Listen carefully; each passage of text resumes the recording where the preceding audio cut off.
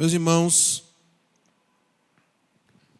esta carta que foi escolhida como tema central, né, dessa conferência denominada Disponíveis, é sem dúvida, meus irmãos, uma das cartas mais emocionantes do Novo Testamento. Sem dúvida, sem dúvida.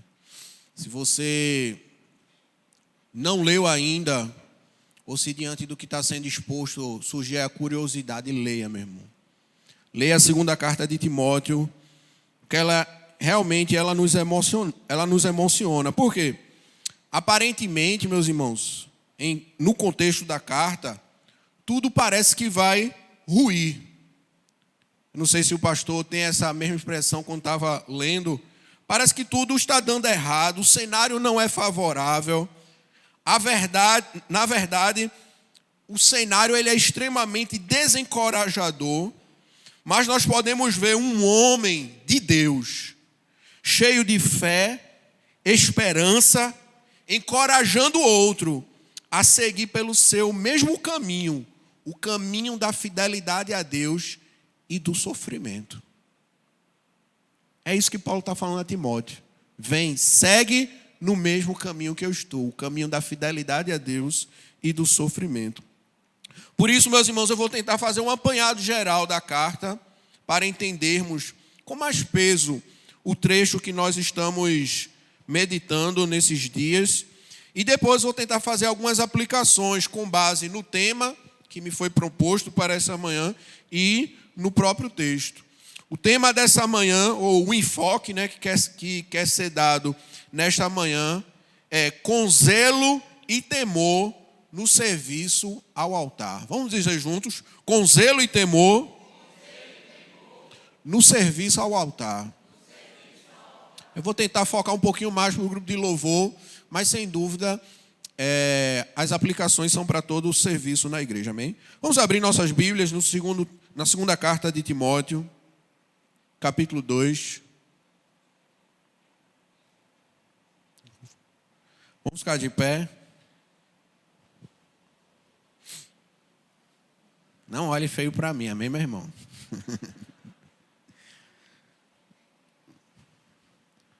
Eu sou um soldado, só cumpro ordens. 2 Timóteo, capítulo 2. Vamos ler do 1 ao verso 7, que é o texto mais completo, só para a gente entender melhor. 2 Timóteo, capítulo 2, do verso 1 ao 7, diz assim: Tu, pois, filho meu, fortifica-te na graça que está em Cristo Jesus.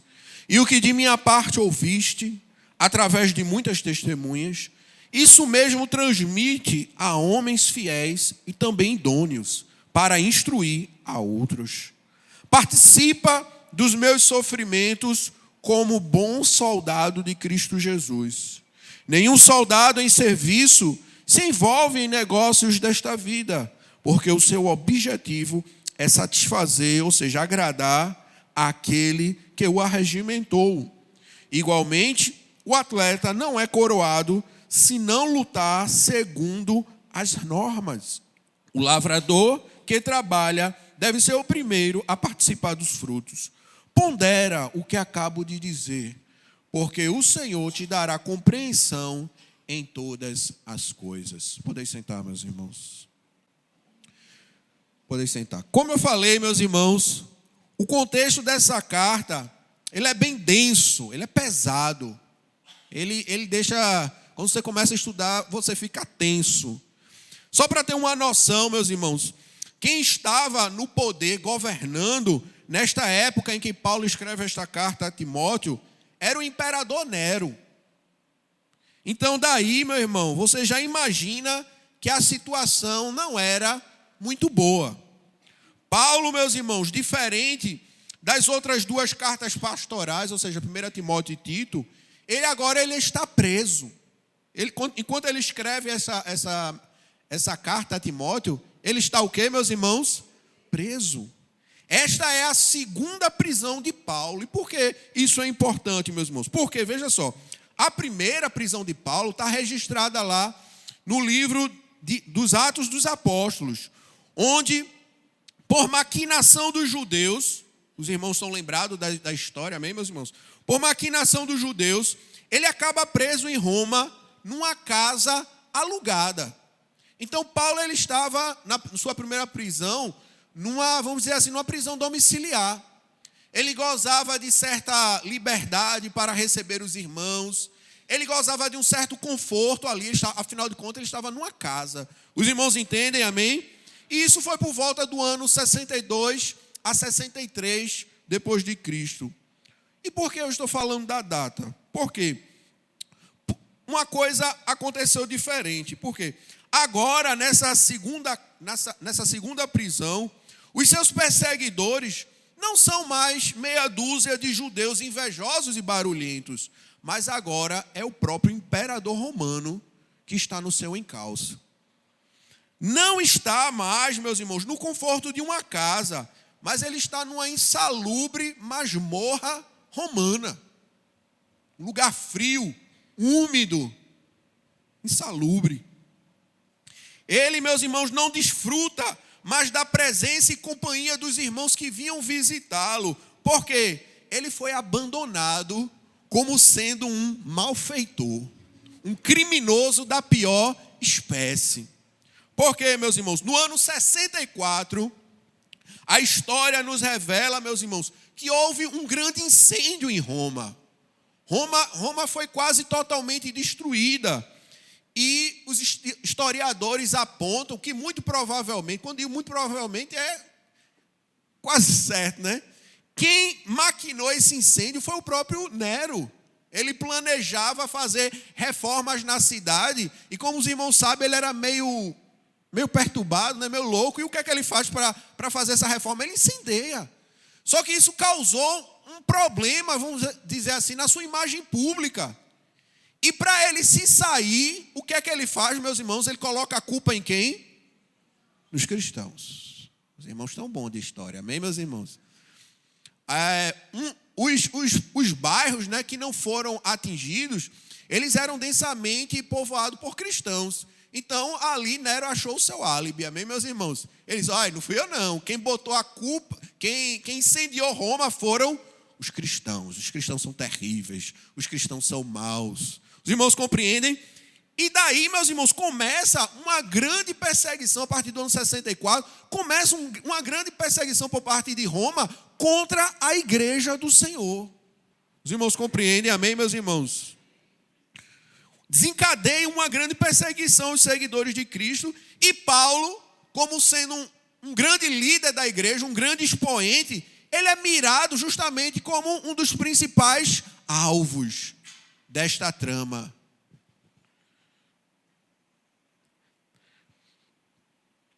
Paulo, meus irmãos, portanto, ele vai ser preso como um grande malfeitor, um grande criminoso, gente da pior qualidade. E isso gera uma reação em cadeia. O que é que acontece? Eu não sei se o apóstolo Paulo ele esperava por isso, mas muitos, diante dessa situação, começam a quê? A se desassociar de Paulo. Paulo, um grande criminoso, um homem mau, as pessoas começam, opa, não conheço, não é meu amigo, nem sei quem é direito. Os irmãos compreendem o que está acontecendo, meus irmãos.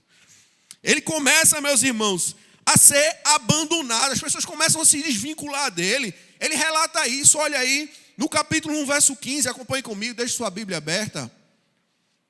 Se você está sem Bíblia, deixe o celular aberto aí no aplicativo que a gente vai estar olhando esses textos. Ele relata isso no capítulo 1, verso 15, ele diz: estais ciente de que todos os da Ásia me abandonaram. Dentre eles cito Fígelo e Hermógenes. Ele sentiu a dura facada nas costas. Tanto é, meus irmãos, que em sua primeira audiência, né, a primeira audiência de defesa de Paulo, quantas pessoas não conheciam? Talvez ele esperasse, não, alguém vai vir em meu socorro, tenho certeza. A igreja vai se levantar e vai vir em peso. E vai dizer, não, este homem não é um criminoso. Este homem é um homem de Deus. Mas o que é que acontece, meus irmãos? Olha aí o capítulo 4, verso 16. Capítulo 4, verso 16 vai dizer: na minha primeira defesa, ninguém foi a meu favor. Antes, todos me abandonaram. Que isto não lhes seja posto em conta. Amém, meus irmãos? O grande líder, Paulo, amado pela igreja, na hora do vamos ver, ninguém. Fora isto, meus irmãos, havia um problema muito grave. Fora essa situação de perseguição, de abandono, de prisão que o apóstolo estava enfrentando, com certeza havia na cabeça dele uma preocupação muito grande, porque conforme a carta relata, os falsos mestres estavam pipocando no meio da igreja. O problema das heresias, meus irmãos, no primeiro século, era muito grave. Por quê, meus irmãos? Se hoje nós temos heresias, esse problema, que dirá no primeiro século? Por que era tão grave no primeiro século? No primeiro século, meus irmãos, as pessoas não tinham acesso, como nós temos, a uma Bíblia. Não havia, meus irmãos, corpos de doutrinas extensamente ainda desenvolvidas e solidificadas no entendimento da igreja. Então, o risco de surgir um falso ensino e arrebatar metade da igreja era grande. Isso estava acontecendo, meus irmãos. Nós podemos ver aí o capítulo 2, verso 17, por exemplo. Acompanhe comigo. O capítulo 2, verso 17, Paulo fala: além disso, ele está falando para Timóteo não ficar em debates inúteis, né? Verso 16: evite igualmente os falatórios inúteis e profanos, pois os que deles usam passarão a impiedade ainda maior. Além disso, a linguagem deles corrói como câncer, entre os quais se inclui Himeneu e Fileto. Estes se desviaram da verdade, asseverando que a ressurreição já se realizou e estão pervertendo a fé de alguns. Percebe, meu irmão, porque eu disse que as coisas parecem que estão degringolando. Ele está preso, ele sabia que ia morrer, a boa parte da igreja o abandonou, e as heresias estavam surgindo como nunca, em ebulição. Talvez fosse eu, meu irmão, eu ia pensar, está tudo perdido. Esse negócio, aleluia, esse negócio não vai para frente, talvez eu pensasse, né? E no meio disso tudo está quem, meus irmãos? Timóteo. E Timóteo, meus irmãos, não é alguém que talvez geraria mais fé em Paulo. Por quê, meus irmãos? Timóteo, em primeiro lugar, ele era jovem. Ele era um jovem pastor. Ou seja, ele era alguém inexperiente. Ele era tímido. A sua personalidade, ele era tímido. Quem é tímido, geralmente, é uma pessoa que não quer muito confronto, não quer muito embate. De vez de ir para o confronto, geralmente o tímido se sai. E, além disso, Timóteo, ele era frequentemente doente. Ele tinha problemas gástricos. E ele, Timóteo, estava à frente, talvez, da igreja mais relevante de sua região, que era a igreja de Éfeso. A igreja mãe de muitas igrejas ali ao redor. Então, Timóteo estava numa posição muito importante, uma posição chave naquele momento. Só que Timóteo era jovem, tímido, doente. E ele estava provavelmente, meus irmãos, pensando, titubeando, quanto à sua própria vocação ministerial e até quanto à sua associação a Paulo. Parece que Timóteo ele estava meio ali. E aí, será que eu cedo a essa pressão ou não? Olha aí o capítulo 1, verso 8. Paulo ele diz, ele convoca, né, Timóteo, capítulo 1, verso 8, ele diz: não te envergonhes, portanto, do testemunho do nosso Senhor, nem do seu encarcerado que sou eu. Ele está dizendo: Timóteo, olha, não fique vergonha de mim, não. Pelo contrário, participa comigo dos sofrimentos a favor do Evangelho, segundo o poder de Deus. Aleluia. Como Paulo está dizendo: Timóteo, fica no teu lugar. Põe teus pés firmes. Não tenha vergonha de mim. Não tenha vergonha do Evangelho. Aleluia. Esse era o contexto, meus irmãos. Perseguição, prisão, um relevante abandono e seu filho na fé, Timóteo, talvez pensando em retroceder. Quando eu fiquei, meus irmãos, meditando sobre esse contexto, de cara surgiu assim uma meditação minha, né, uma aplicação que eu gostaria já de fazer de pronto. E eu gostaria de perguntar para a igreja: ei, qual é o seu problema? Qual tem sido o seu problema? Diante desses problemas de Paulo, né? Qual tem sido o seu problema? Qual é a sua dificuldade? O que é que está desmotivando você na fé ou no serviço a Deus? Fiquei pensando, meu Deus, as nossas dificuldades, meus irmãos, não são nada. Você tem essa mesma impressão? Os nossos problemas, nossas dificuldades com relação à fé e o serviço a Cristo não são nada, meus irmãos. Será que estamos sendo perseguidos, meus irmãos? Será que alguém está atrás de nós? Será que estamos sendo presos? Será que nossos bens estão sendo espoliados pelo Estado? Não, na verdade temos muita liberdade, meus irmãos. A atitude de Paulo, meus irmãos, em meio a esse turbilhão de problemas, é um verdadeiro tapa na cara da gente, meus irmãos. É quase dizendo: tome vergonha. Tome vergonha. É mais ou menos, meus irmãos, como o escritor aos Hebreus também exorta aquela igreja de crentes judeus, né? Aquela comunidade de crentes judeus que estava pensando em retroceder, porque seus bens haviam sido espoliados. Aí o autor aos Hebreus vai dizer: olha, vocês não estão nem sangrando ainda? Por que vocês estão querendo retroceder? Vocês não estão nem chegando ao martírio? Qual o problema que vocês estão enfrentando? Está lá em Hebreus capítulo 12. Me choca muito, meus irmãos, porque eu estou lendo essa atitude firme de Paulo, me choca, porque eu estou lendo sobre Elias. Nas minhas devocionais, eu estou lendo ali 1 Reis, estava lendo, né? E eu estava vendo a atitude do profeta Elias naquela situação em que Jezabel ameaça ele. Ele foge, meus irmãos, aturdido por um desânimo profundo, pedindo a morte. Como o pastor já expôs aqui, né, algumas vezes, muito provavelmente o profeta teve um superdimensionamento do problema. Ele achou que estava tudo perdido.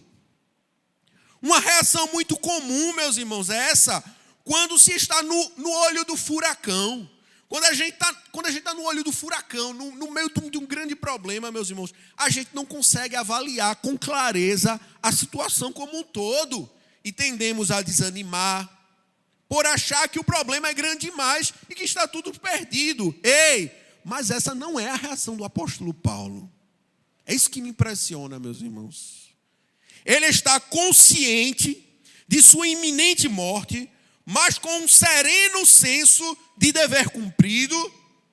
É interessante que na sua primeira prisão, Paulo ele ora para que ele seja liberto, para que ele continue a obra. Aqui em 2 Timóteo não. Ele diz: ei, eu encerrei a carreira, viu? Eu encerrei a carreira. Mas a coroa da justiça está me reservada. Ele está sereno, meus irmãos, ele está tranquilo. E além de estar sereno, meus irmãos, tranquilo, convicto do seu dever cumprido, da glória que o espera, isso está lá no capítulo 4. Ele ainda está delegando tarefas. Olha, deixei fulano na igreja tal. Ele está ativo, meus irmãos, e muito mais do que isso, ele está passando a tocha do evangelho, o bastão do evangelho para a geração seguinte. Ele não está desanimado, meus irmãos, ele está dizendo: olha, esse negócio vai para frente, o Senhor é conosco. Louvado seja o nome do Senhor. É por isso, meus irmãos, que eu fiquei meditando, meus irmãos. Nós, por muito menos, meus irmãos, estamos capengando. É ou não é verdade, meus irmãos? Ou é só comigo, meus irmãos? Eu acho que eu sou tão um miserável mesmo, porque isso só acontece comigo.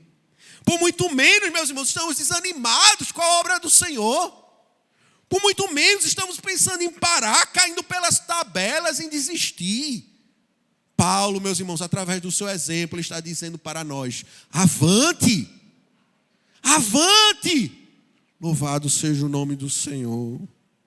Voltando, meus irmãos, ao nosso texto, ao texto que lemos. No verso 1, meus irmãos, do capítulo 2. Verso 1 do capítulo 2. Nós encontramos, aqui eu só vou dar uma pincelada, amém? Nós encontramos o segredo de Paulo contra o desânimo. Olha aí o verso 1. Qual é o segredo de Paulo contra o desânimo? Tu, capítulo 2, verso 1. Tu, pois, filho meu, fortifica-te aonde? Na graça que há em Cristo Jesus. Em outra passagem, Paulo ele diz, tudo posso naquele que me fortalece. É por isso que Paulo era um leão, meus irmãos. Um leão forte, corajoso, imparável, porque Paulo era forte, mas ele estava se fortalecendo sempre na graça que há em Cristo Jesus. E ele está dizendo, Timóteo, tu também, Timóteo. Olha, a vitamina da fé, Timóteo, é essa. Busca a graça de Cristo, a graça que há em Cristo Jesus. Fortifica-te na graça, louvado seja o nome do Senhor. Como também no verso 2, essa passagem de bastão é muito clara. Olha aí o verso 2 do capítulo 2, diz: e o que da minha parte ouvistes, através de muitas testemunhas, ou seja, era algo confirmado, o que ele estava passando era algo muito certo, muito claro. Timóteo não tinha como tirar nem acrescentar, porque foi testemunhado, era um ensino muito claro. O que da minha parte ouviste, através de muitas testemunhas, isso mesmo transmitem aqui a quem? A homens fiéis e também idôneos. Para quê? Para que esses homens depois eles instruam a quem? A outros. E assim o evangelho ele vai sendo passado através das gerações. Louvado seja o nome do Senhor. Lembrei até do tema do ano que vem, que vai falar um pouco sobre essa questão. Então, a passagem é muito clara do bastão. E aqui no verso 3, meus irmãos, chegamos ao texto proposto desta conferência. O verso 3 ele diz: participa dos meus sofrimentos como bom soldado de Cristo Jesus. Dê glória a Deus, meu irmão.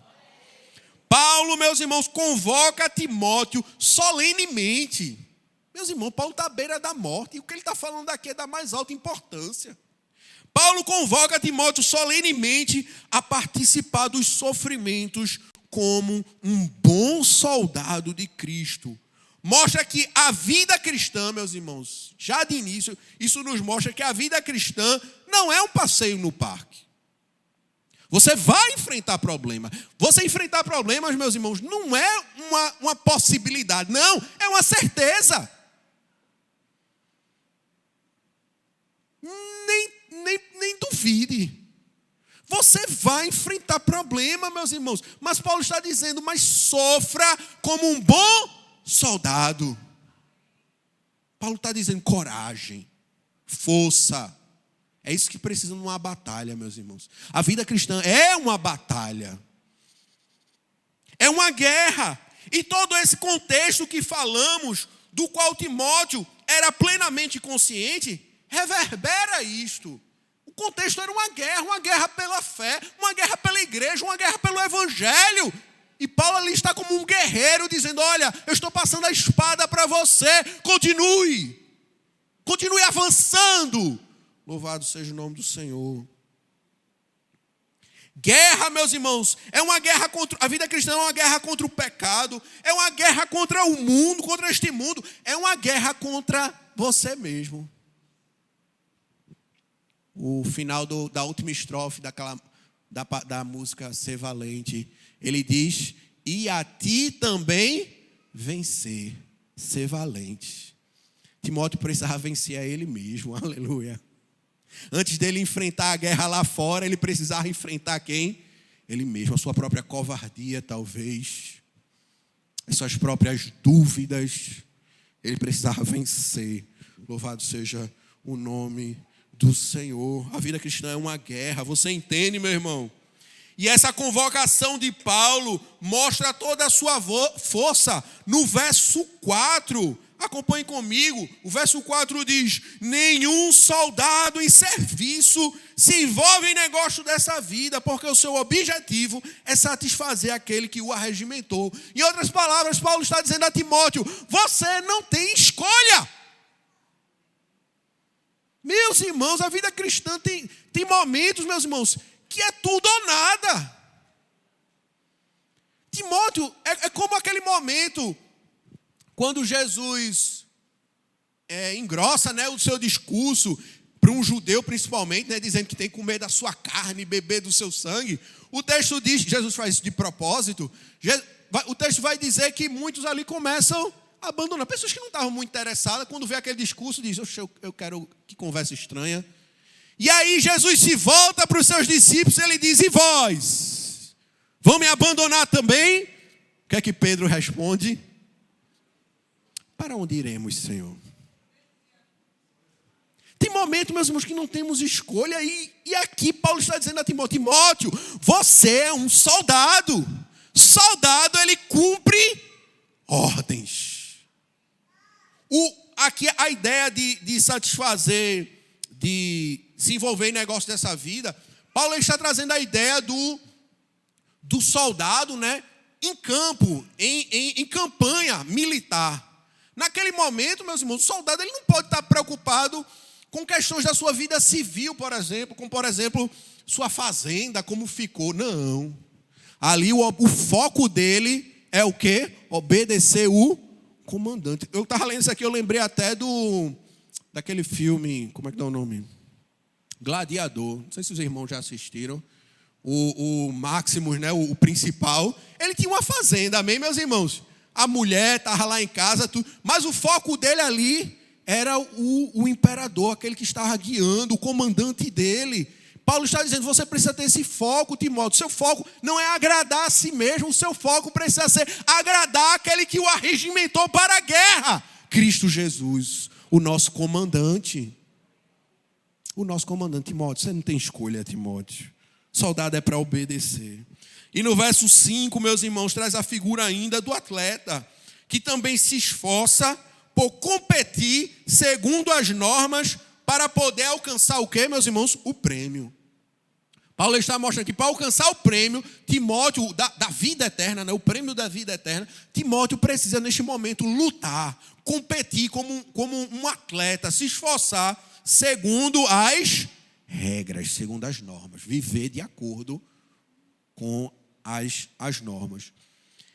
Em resumo, meus irmãos, Timóteo está sendo convocado à guerra, a lutar contra as heresias, os falsos ensinos, mantendo-se ele mesmo doutrinariamente puro. Lutar contra si mesmo, contra as suas tendências de talvez de alguma forma se afastar dos sofrimentos que sua associação com o evangelho e com Paulo trariam. Em outras palavras, Paulo o conclama a dar a cara a tapa pelo evangelho e por Cristo como um bom soldado. Como um bom soldado. E a levar a bandeira do evangelho adiante, ensinando a outros para que assim haja uma sucessão evangélica. Os irmãos compreendem? Amém, meus irmãos? Diante disso, meus irmãos, eu gostaria de fazer algumas aplicações com base no que nós estudamos agora aprendemos agora nesse texto, e conforme o tema. Qual é o tema mesmo, meus irmãos? Disponíveis. Não era essa a resposta, mas os irmãos me pegaram. Qual é o tema dessa manhã? Mas está certo, né? Disponíveis. Qual é o tema dessa manhã, meus irmãos? Agora ficou mais difícil, né? Só Rayane que me passou o tema. O tema é com zelo e temor no serviço ao altar. Amém, meus irmãos? Então, quando se fala de zelo, meus irmãos, e eu vou encaixar as duas coisas, tenha calma, meus irmãos. Quando se fala de zelo, o que é zelo, meus irmãos? Cuidado, cuidado. Traz a ideia, quando diz que Deus, ele tem zelo, traz a ideia de que Deus, ele tem um ciúme. Deus tem zelo pelo seu povo. Não mexa com o povo de Deus não, que o povo de Deus é precioso para ele, amém? Então, falar de zelo, fala de um fervor, de um cuidado, que vem de uma paixão, de uma dedicação. Os irmãos estão entendendo? Porém, meus irmãos, eu não gostaria de falar sobre, pensando aqui no grupo de louvor. Cadê o grupo de louvor? Amém, meus irmãos? Eu não gostaria, meus irmãos, de falar nesta manhã sobre zelo pela música. Por que, Samuel? Porque esse zelo pela música, até quem é do mundo tem. Eu não é, meus irmãos? Antes de chegar lá, por exemplo, eu não estou mais no grupo de louvor, mas, meus irmãos, eu amo música, meus irmãos. Eu sou apaixonado por música. Quando os irmãos estão aqui tocando, tudo lindo. Por exemplo, ontem de noite, meus irmãos, os irmãos cantando coral, eu estava ali, meus irmãos, maravilhado, meditando, me deleitando, meus irmãos, porque eu amo música, meus irmãos, eu amo música. Mas não é sobre esse tipo de paixão e zelo que eu quero falar aqui nesta manhã, porque, como eu falei, qualquer pessoa pode ter esse zelo. Ser um amante da música, gostar de música, pegar os acordes, ritmos, melodias e arranjos, comparecer aos ensaios, chegar no horário, cuidar do seu instrumento, enfim, acredito que tudo isso é o básico. É ou não é, meus irmãos? Isso é o básico, meus irmãos. É o básico, é o mínimo que qualquer músico, repito, qualquer músico deve ter. Como falei, até o ímpio faz. É ou não é, meus irmãos? Você vê o povo aí nessas bandas. Meus irmãos, é uma preparação gigantesca. É ou não é, meus irmãos? Às vezes para até a cidade, misericórdia. Teve aí uma quarta-feira agora recente. Foi ou não foi, meus irmãos? Grande preparação, grande esse zelo, meus irmãos. Até quem é do mundo tem. E se você, olha aí a pedrada. E se você, como músico da igreja, não faz, está pior que o ímpio. Está pior que o ímpio. E olhe que diz estar fazendo para Deus. Eu lembrei aqui, quando eu estava meditando sobre isso, eu lembrei de Cacau Santos. Ele falando aqui, né? Falando sobre a ideia que ele teve para fazer a guitarra dele, né? A assinatura dele. Ele dizendo que pegou os melhores materiais. Porque ele queria dar a Deus uma questão de excelência. Porque o pessoal do mundo faz, porque eu estou fazendo para Deus, não devo fazer. Mas, meus irmãos, eu não quero falar sobre esse zelo. Eu quero falar sobre outro zelo. Que outro zelo é esse? É o zelo de Paulo. O zelo de Paulo. É o zelo que Paulo está convocando Timóteo a também ter. E que deve ser o zelo por trás de todo o serviço cristão, que é o zelo pelo Evangelho, o zelo pela causa de Cristo, o zelo pelo próprio Cristo. É esse zelo, meus irmãos, que a gente está meditando aqui. Esse zelo, meus irmãos, que impulsionava o apóstolo Paulo a entregar a sua vida como uma oferta de libação, ou seja, uma oferta derramada. Ele diz lá no capítulo 4, a minha vida está agora sendo derramada como oferta. Ele está dizendo, eu vou morrer. Um zelo, meus irmãos, que por tantos apelos nesta carta, convoca Timóteo a assumir o seu lugar nas trincheiras do Evangelho e a sofrer com ele por este mesmo Evangelho. Meu irmão, que tipo de vida nós estamos vivendo, meus irmãos? Que tipo de vida cristã estamos vivendo? Tem zelo aí, meu irmão? Tem zelo aí por Cristo? Tem zelo aí pelo Evangelho? Tem paixão, tem dedicação, tem amor intenso? Só um parêntese, meus irmãos, isso é muito importante, meus irmãos. Sabe por quê? No capítulo 2 de Apocalipse, a primeira carta é a carta aqui, igreja, meus irmãos, aos Efésios. E esta carta aos Efésios, meus irmãos, vai dizer que a igreja tinha muitas qualidades. Mas Jesus diz que falta uma coisa, Éfeso. E o que é que faltava à igreja de Éfeso? Eles haviam abandonado o quê? O primeiro amor, essa paixão, esse brilho no olho por Cristo, pela sua causa, pelo Evangelho. E Jesus diz a Éfeso, arrepende-te, volta à prática das primeiras obras, senão eu venho a ti, Éfeso, e removo o teu candeeiro do teu lugar. Traz a ideia de que aquela igreja seria fechada, seria retirada do seu lugar. Então, meus irmãos, que tipo de vida cristã estamos vivendo? Tem zelo aí? Como falei, meus irmãos, é essa paixão que deve impulsionar o teu serviço e vida cristã. E assim não será, olhe para cá, não será qualquer coisa que irá te abalar. Não será qualquer coisa que irá te demover do teu lugar. Não será, meus irmãos, um olhar feio. Poxa, mas ninguém me agradeceu. Você está fazendo aquilo por zelo ao Senhor, a sua obra, por amor a Cristo.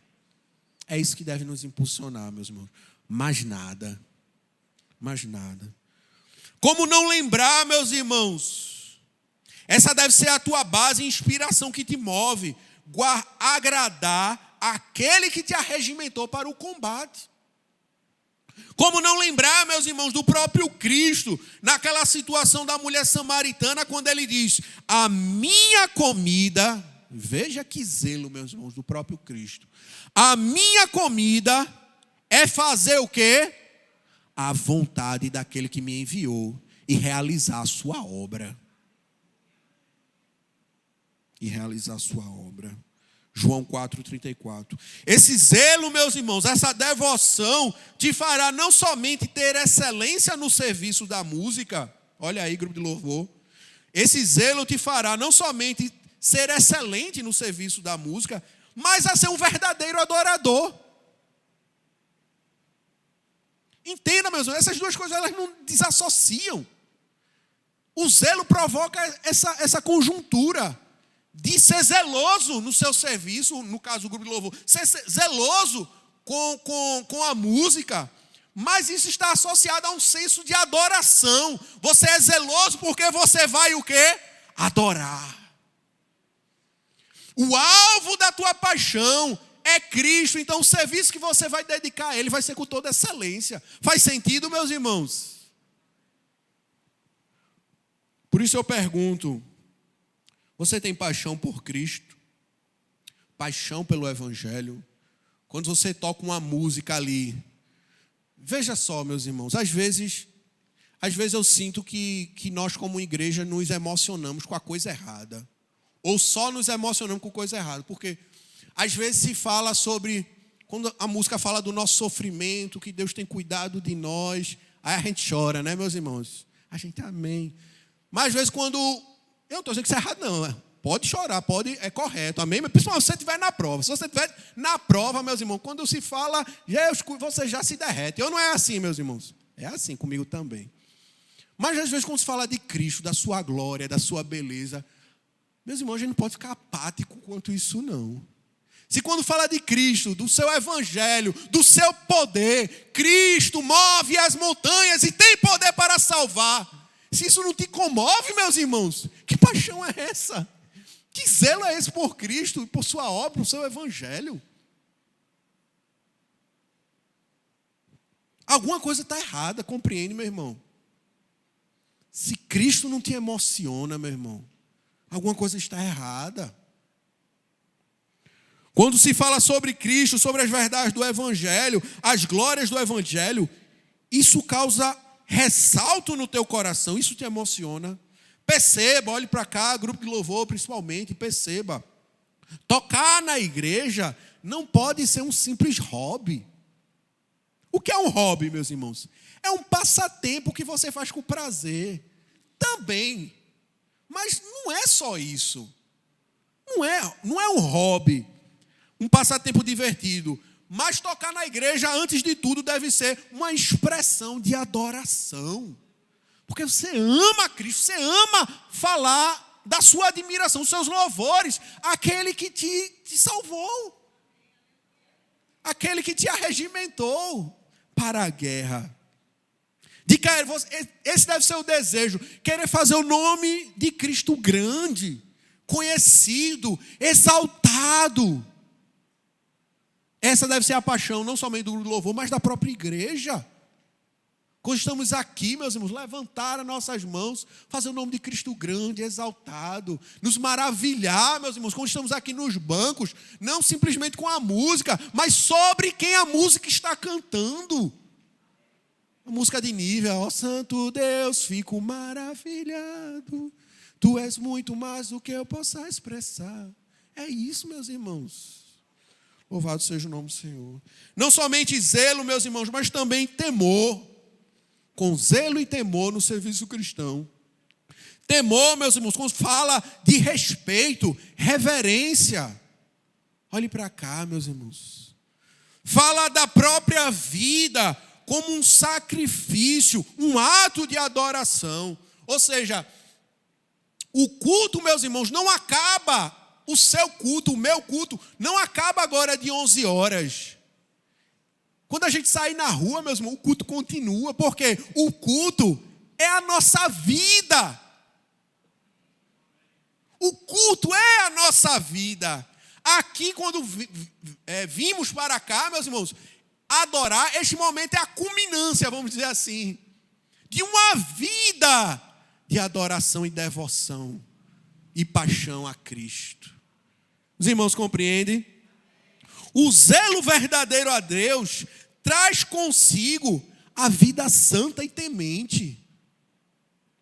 A vida santa e devotada. O que, meus irmãos, nós tocamos e cantamos, estamos no grupo de louvor como a igreja. O que nós tocamos e cantamos não pode estar desassociado da nossa vida comum e diária. Por quê? Senão corremos o risco da incoerência e hipocrisia. Os irmãos compreendem, meus irmãos? Concluindo, meus irmãos, a vida devotada, inteiramente consagrada do apóstolo Paulo, a qual ele convoca Timóteo a também viver, devem, do mesmo modo, reverberar em nossos ouvidos. Esse clamor que Paulo está fazendo a Timóteo no fim da sua vida, ele deve ser um clamor que também está sendo direcionado para quem? Para quem? Diga assim, para mim. Nos convoca a um zelo inflamado por Cristo e por seu evangelho, nos levando a uma vida de serviço, adoração e santidade. Amém, meus irmãos? Que Deus nos abençoe em nome do Senhor Jesus. Amém.